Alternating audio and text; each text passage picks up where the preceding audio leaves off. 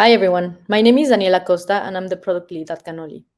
Today I'm going to show you how to convert Figma designs into email-ready code using Cannoli. First of all, go into your Figma account and create an email design. Make sure to use auto layout and Cannoli's naming conventions. You can read more about this in our documentation. Then select your URL and copy it. You can also do that through the share option. Go into Cannoli, select new file.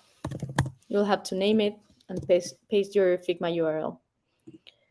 Then you'll have to select the frame that you're converting.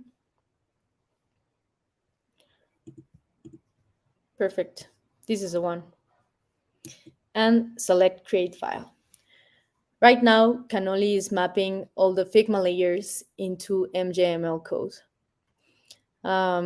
It should only take a few seconds. So we'll see that code output soon.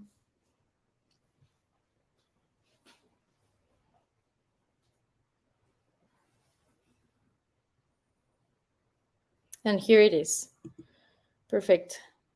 I can edit my email further through the visual editor. So if I select a layer on the left or an element on the preview, I'll see the properties that I can edit on the right-hand side. Or if you feel more comfortable, you can go directly and edit the code.